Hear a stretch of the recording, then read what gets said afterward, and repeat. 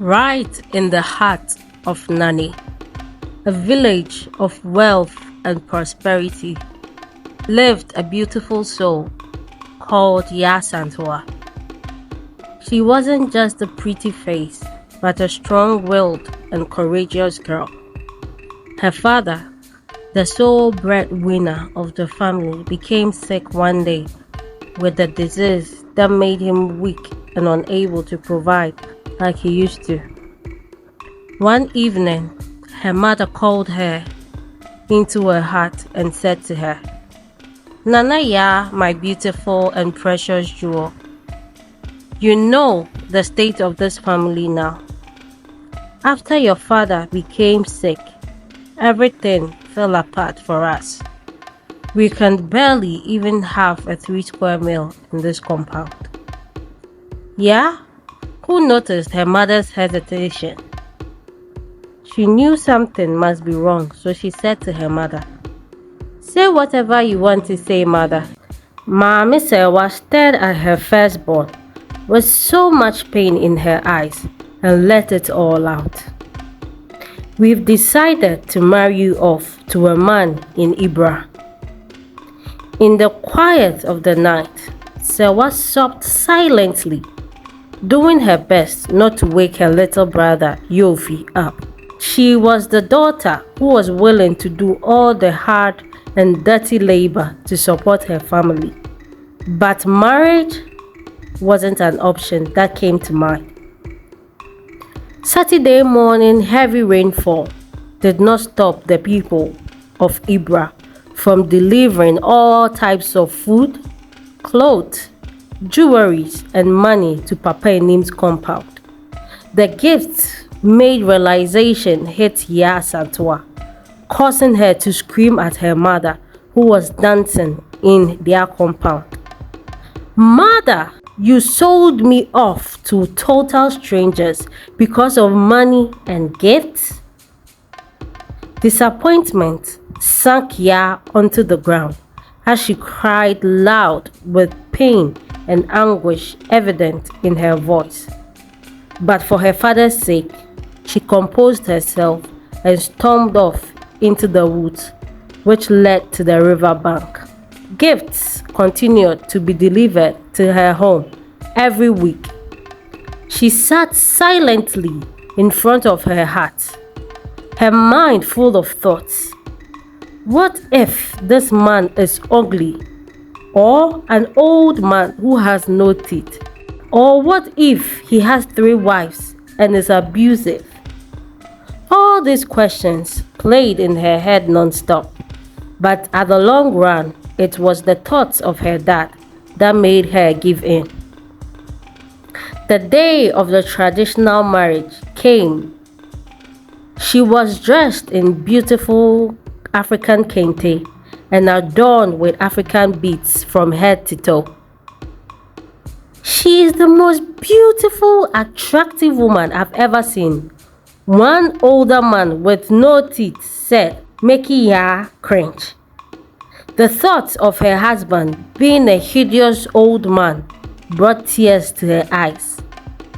Papa Enim began the ceremony by saying, "I accept all the gifts that has been brought in the name of my daughter, Ya.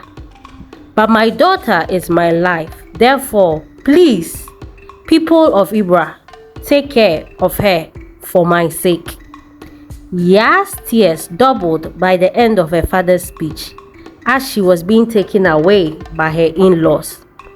Ya's perception of Iraq changed as she entered into the village. Beautiful view, modern huts, and trees planted in a beautiful row from house to house, leading into the huge palace. One old lady said to her as she saw her being mesmerized by the view, "Your husband has made all this possible, and he will make sure you are happy, my daughter. So do not worry," she said and continued to smile. This confirmed Ya's suspicion. She was definitely getting married to a hideous old man. Ya was ushered into a beautiful house in the village. Though it wasn't the palace, it looked better than the palace. Ya was in an awe. Never had she seen such a beautiful place. It didn't even look like a village to her. She was shown into her room and Ya stayed glued to the door, looking at the beautiful scenery. "Did you say this is my room?" she questioned the servant who stood beside her, bowing. "Yes, madam. Please rest well this evening. Master will come and see you tomorrow." Slowly, Ya walked into the gigantic room with a huge bed, sofa, and a television. She had never seen anything like this ever in her life. She went to sleep on the floor next to the bed, not feeling worthy to lie on the bed with her dirty appearance. The bright rays from the sun through the open window woke Ya up from her peaceful sleep to a different surrounding. She had forgotten she had married a strange man she had never seen. Lost in her thoughts, a haxy voice from the sofa scared her. "Did you sleep well, my love?" She backed away into the corner of the bed at the sound of the voice. "Who are you and what are you doing in my room?" He smiled. He was the most handsome man Ya had ever seen in her entire life. He said to her, "I am your husband," smiling with a beautiful white teeth. Ya instantly became aware of her appearance and suddenly was shy. She wasn't expecting a young handsome man, but a hideous-looking man, so she could validate her hatred towards him. But with a human being as handsome as her husband was, it was going to be a difficult task, hating him. Ya held her beating heart after Nduka left her room. "Why was my heart beating this fast?" she questioned herself. "I can't love a man who bought me from my father because he couldn't provide for us." Ya then vowed to make his life a living hell. She treated Nduka badly in front of the servant purposely to get him angry. On other days, she would refuse to eat with him. Nduka never raised his voice or yelled at Ya. One morning, Nduka's mother visited the home. She was happy to meet Ya asantewaa, her new daughter-in-law. Ya, who had no idea the beautiful older woman was Nduka's mother, chased the woman out of her house with a stick. All this act just to get Nduka riled up and to punish Nduka for using her father's illness to get her to marry him. Nduka barged into Ya's room with so much wrath that scared Ya. Pointing at her with anger, he said, "I had been taking your crap because I knew you were mad for marrying me, but never in your entire existence ever talk to my parents in a disrespectful way or manner or chase my mother out of this house," he said, walking out of her room and barging the door shut. This was the first time Ya was scared. Everything quieted down. The house resumed its silence. Weeks passed and Nduka totally ignored Ya's existence. She had regretted how she had treated everyone.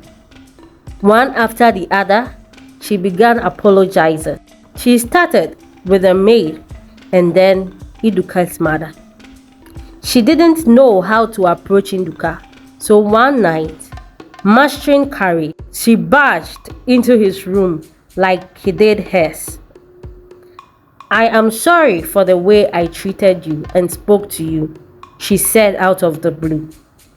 Nduka sat on his bed, watching her silently, without a word, as she continued. "I wasn't ready to marry just any man that came my way until my dad's illness that forced me into this marriage. I was mad you took advantage of my dad's situation. I am sorry. Do you think I married you because of your father's financial situation?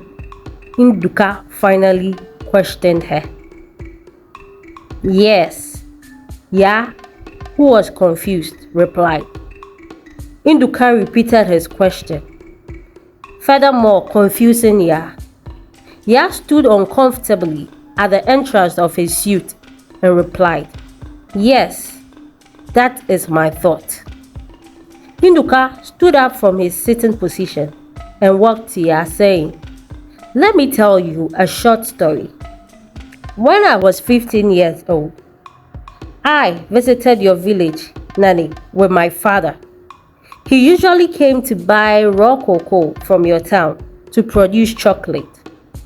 At the huge market, I saw you happily playing with your friends one evening. Your loud voice alerted me and also irritated me. I didn't know why. Nduka smiled at the remembrance and continued. You could tell the old lady was tired amongst all your friends and stepped in to help her carry her goods. That one act was the day I vowed to marry you. That one act of helping an old and aged lady was the reason why you became my wife. On that day, I made you my wife. I did not marry you because of your dad's financial situation, but I married you because I had already set you as my wife in my heart. Ya was in tears as Nduka finished his story. He continued, It was love at first sight for me, Ya. Always love. He finished his statement with a makeup kiss, getting to work to make babies.